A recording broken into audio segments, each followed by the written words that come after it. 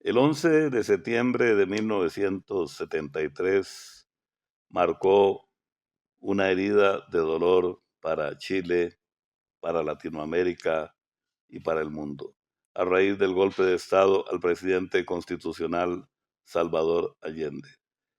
Esa tragedia trajo, sin embargo, la oportunidad de que se diseminara la semilla de la cultura, del arte y del espectáculo en países latinoamericanos como Costa Rica, que resultó altamente beneficiada con esa influencia. Gracias por estar con nosotros en Páginas Vivas, conversaciones de ayer, hoy y siempre, en la hemeroteca de la Biblioteca Nacional de Costa Rica.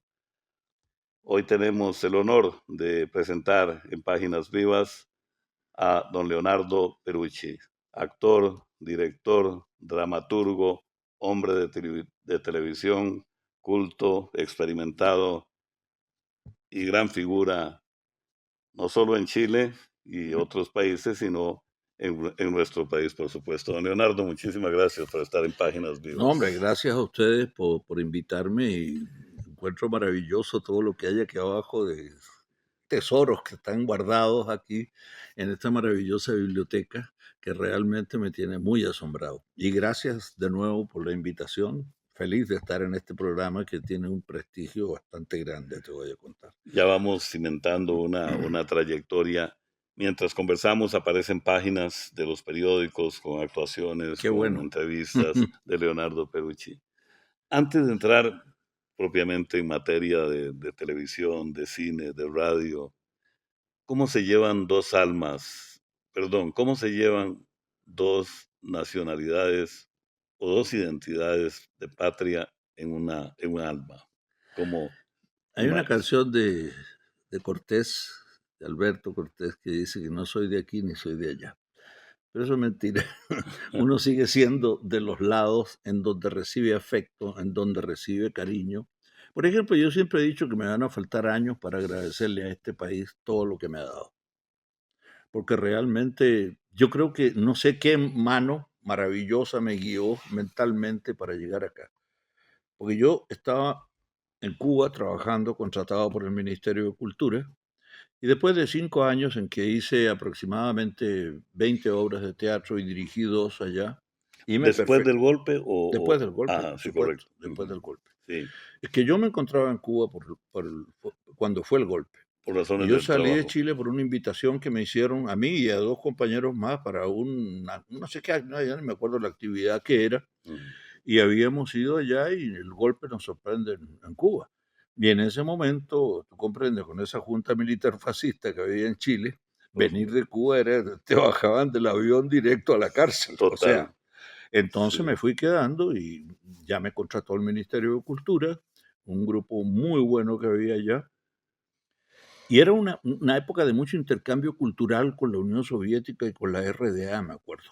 Entonces había técnicos soviéticos como el director del Teatro de Arte de Moscú, por ejemplo, y yo aproveché de diplomarme como director teatral con esos profesores y también como dramaturgo, el que analiza las piezas de teatro, que es complementario de la dirección y perfeccionarme también como actor, ¿no?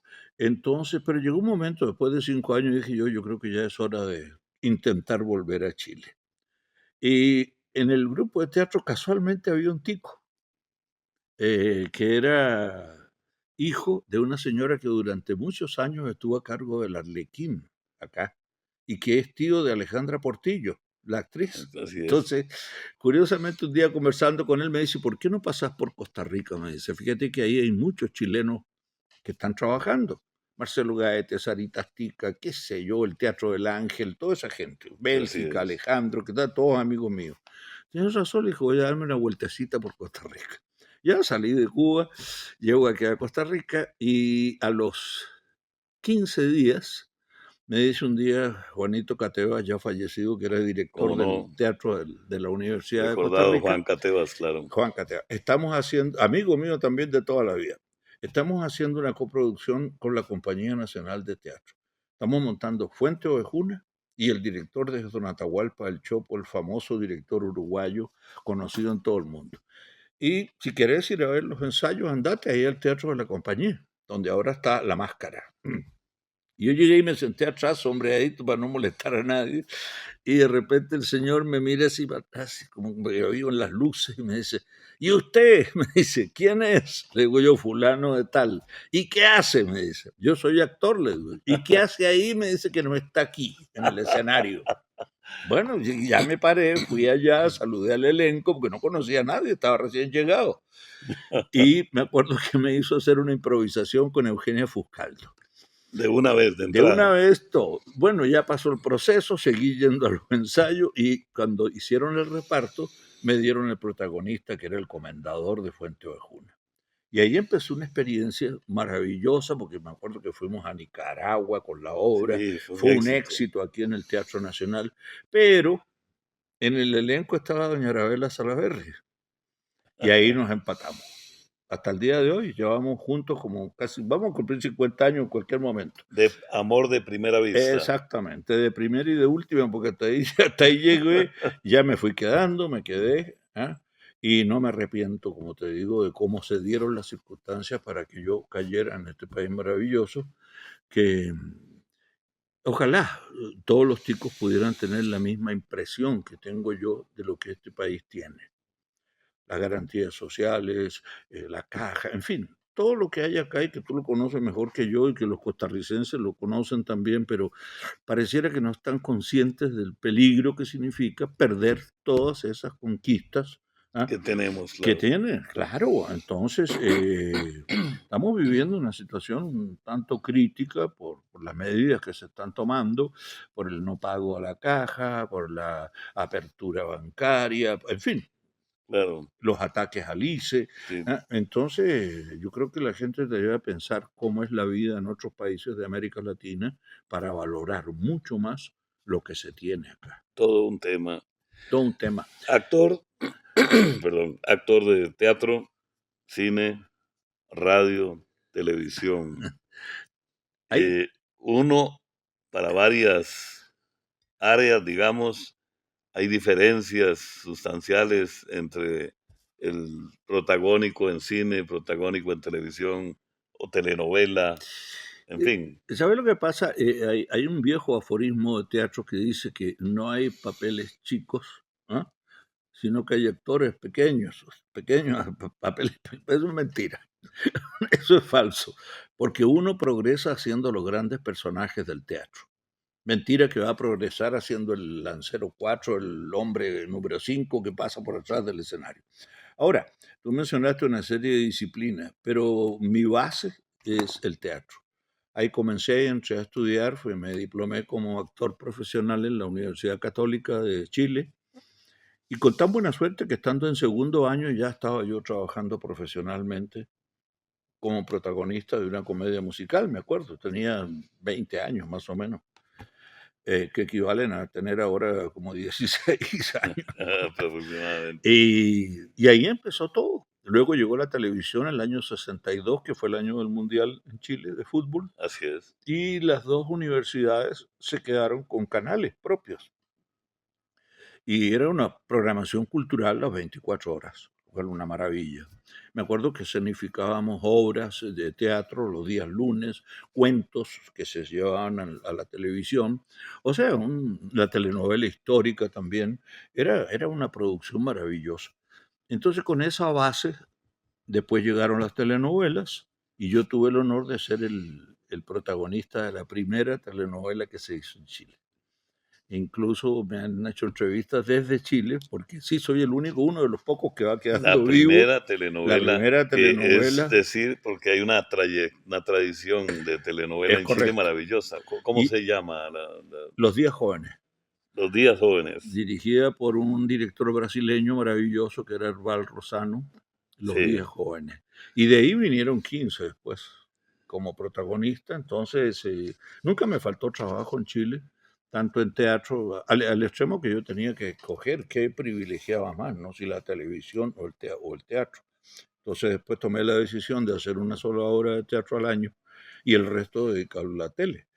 Además, la tele tiene uno de las bondades de la televisión es que es masiva.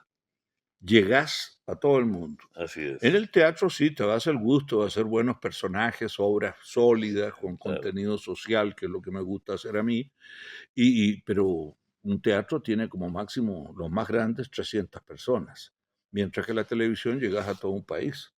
Por supuesto. Y eso, y radio, también hice radio, porque en esa época en Chile se hacía mucho radioteatro sobre todo. Y llegué acá y me encuentro con que había todo un florecer del teatro. Fíjate que estaba el Teatro del Ángel con la Nona, me acuerdo. Así es. Lleno todos los días. La compañía estaba con El enemigo del pueblo de Ibsen, dirigida por Fessler. Sí. Lleno, con un elenco de casi 20 personas. Y los Catania estaban en la carpa, Así por allá es. por el barrio, por el Parque Morazán. Vivencia maravillosa de la carpa. Y ahí estaban. Entonces yo dije, pero este Y país. estaba el teatro universitario. ¿Con qué te también, pasa en con el San disco? Pedro. ¿Qué te pasa con el disco? Se llamaba la obra que estaban haciendo. Y yo dije, pero qué maravilla, para ser una capital que no tiene los habitantes que tenía Santiago, por ejemplo. Claro. Esto es una maravilla de público por todos lados. Qué buen país para quedarse también, ¿no? Porque va a haber trabajo. Y después tuve la suerte de que había un empresario acá, no un empresario, un productor de televisión, dueño de una agencia que se llamaba Publicidad Latina. Y hacía un programa que se llamaba Fabuloso Sábado, me acuerdo. Como Y se muere uno de los conductores de Fabuloso Sábado, que era el Gran Patiño. ¿Te acuerdas? Que Carlos murió muy Alberto jovencito, Carlos gran Alberto animador, Patiño. excelente animador, Así es. de 47 años tenía cuando falleció, me acuerdo. Cómo no. Me acuerdo muy bien porque Sorpresivamente. falleció el día de mi cumpleaños, fíjate, qué curioso. Y este señor que tenía Publicidad Latina, hacía este programa para sus clientes, para su cartera de avisadores que tenía él.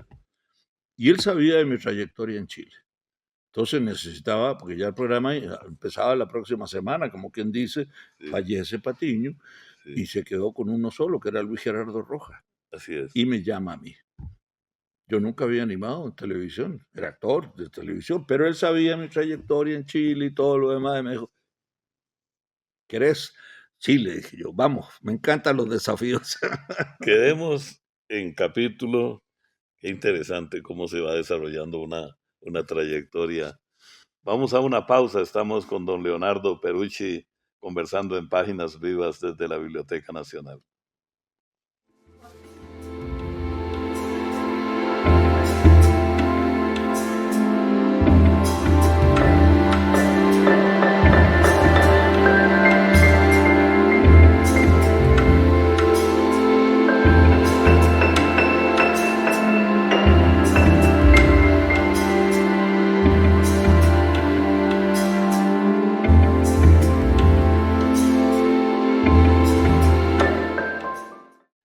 Continuamos en Páginas Vivas con don Leonardo Perucci y justamente estábamos en este capítulo de entrar a la televisión a un área que no había desarrollado porque eran digamos, la dramaturgia Ajá. televisiva anterior. Y surge, Pero no solo como animador, sino que me acuerdo que la semana de estar el programa Fantástico al aire, se va el productor y quedamos, pues yo entré como animador con Rodrigo Sánchez y Adriana Vargas. así es, Había tenido unas experiencias anteriores en este que te comentaba de Fabuloso Sábado, y sencillamente yo, que soy un poquito audaz para algunas cosas, yo le estaba escribiendo los guiones del programa a Mario Kart, sí. a Fabuloso Sábado. Me fui a la oficina de doña Olga y le dije, doña Olga, yo voy a hacerme cargo del programa. ¿Cómo? Sí, yo me hago cargo a partir de ahora de producirlo. Que era, como decimos en Costa Rica en ese momento, salvar la tanda. Salvar la tanda, porque teníamos 2 programas al aire y el programa no era muy bueno, que digamos, en ese momento. Y yo me meto en este berenjenal. Yo conocía mucho de producción también, ¿no? Claro, Y empiezo, y al mes de estar yo a cargo del programa, estábamos en el primer lugar de toda la televisión del país. Y eso no paró hasta que se acabó, después de 10 años. Programa que lo veía toda la familia. Hay una generación acá de 40 para arriba que sabe perfectamente qué es lo que era sí, Fantástico. que Y se sentaban el día domingo, no salía nadie y se así quedaban en la es, casa viendo el programa en eso. familia. Vale recordar, era justamente los domingos en la tarde, después del fútbol, que se jugaba a las 11 de la mañana, Correcto. en la primera división, en la tarde, y toda la tarde la familia viendo De Fantástico. 1:15 a 6 de la tarde en que yo le entregaba el programa, me acuerdo en esa época, a Javier Rojas y a Rápido Ortiz. Ya después Correcto, vino Morito Segura, en fin, sí, todo eso. Pero hubo 2 programas, sí, que tuvieron un impacto increíble. Yo fui el primero que se le ocurrió poner a deletrear en este país a todos los chicos. La gente jugaba cómo no, a deletrear y eso fue una maravilla. sí. Deletreando con Jax, Con jazz, exactamente. Y valga el Y comercial. después, cuando yo llegué acá, como venía de Cuba, tú comprendes que en Cuba bailan maravillosamente bien. Bailan todos los bailes con un estilo distinto. Hay diferencia entre bailar mambo, cha-cha-cha, bolero, todo eso Por lo supuesto, hacen maravillosamente bien. Y llego acá y descubro, en un concurso de baile que estaba viendo un día, el swing criollo, que para mí me quedé con la boca abierta porque dije, esto es una maravilla. El brinquito y todo eso, dije yo, va para el y el programa. dedito, Voy a hacer concursos de baile, de este baile. ¿Para qué te digo? El baile de la canalla, ¿cómo va a poner eso en Canal 7 si ese es un baile de la chusma que se baila en los barrios del sur, en los prostíbulos? Yo qué sé, de todo eso me dijeron. Pero yo, que soy medio tosudo para mis ideas, dije, no, va. Y el swing criollo pegó un brinco tan grande porque se publicitó por todos lados, la gente no lo conocía, hablaban por hablar. Y resulta que ahora es patrimonio nacional el swing criollo. así es. Gracias, y lo digo sin ningún problema, a que a mí se me ocurrió publicitarlo a través de la tele. Y ese fue uno de los puntos más altos que tuvo Fantástico en todo el tiempo. Y un poco también el estilo de conducción, un estilo sobrio, elegantón, Muy ameno, sin mucho muy cálido. alboroto, y combinaba mucho, combinaba humor. De ahí salió Coco y su pandilla, por ejemplo. Era la época además que era muy fácil traer a los grandes artistas internacionales. Por ahí pasó Julio Iglesias, pasó Rafael, pasó Perales, Braulio, en fin, hasta Miami Sound Machine cuando estaba en el punto más alto de su popularidad. Y claro, era todo un espectáculo con una linda escenografía. El único problema es que en esa época no existían los equipos de producción. Y eso lo hacía yo con mi secretaria. Así que el estrés que yo me manejaba era bravo. Así es, Era bravo. No me interrumpiera, por favor, claro. cuando yo estaba en algo porque iba a pegar un grito.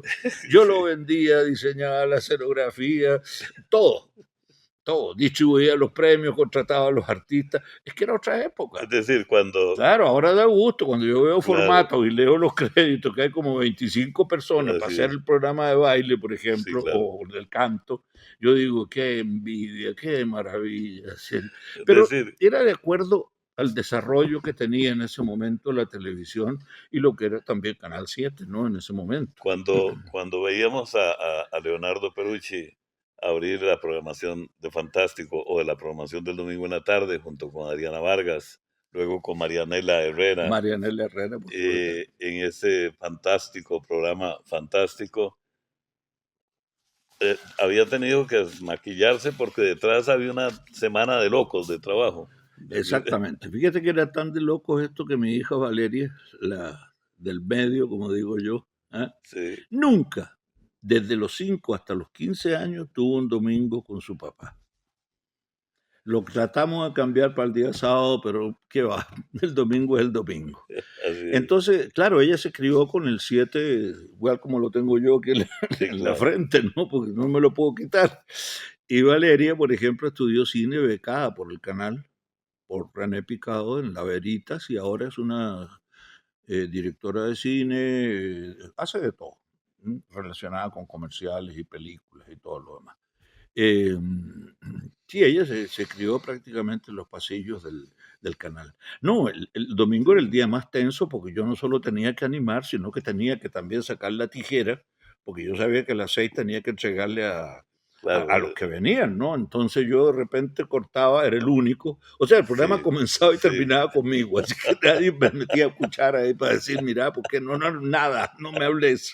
Ahí sí valía la pena ciertas dotes de dictadura, digamos. Ahí sí, claro, ahí no había nada de que opinara mucho. En este, ti- Felizmente funcionó muy bien. sí, en este tiempo tan corto, lamentablemente, del programa, don Leonardo, ¿qué, qué películas, qué series, qué obras de teatro se le han quedado marcadas en el sentimiento y en la memoria? La última película que yo hice antes de salir de Chile se llama Voto más Fusil, que es una película política hecha por un director que se llamó Elvio Soto, ya fallecido, y que trata justamente del proceso que se estaba viviendo previo al golpe de Estado, que era un país en una tensión espantosa. Porque te voy a ser franco, nosotros nunca eximimos del panorama político chileno la posibilidad de un golpe de Estado. Nunca. O Ujú, sea, podía pasar. Lo que no sabíamos era la crueldad de la gran canallada que vino después. por supuesto, Tortura, violaciones a mujeres, eh, exilio. Es decir, una cosa sencillamente sí, espantosa. así es.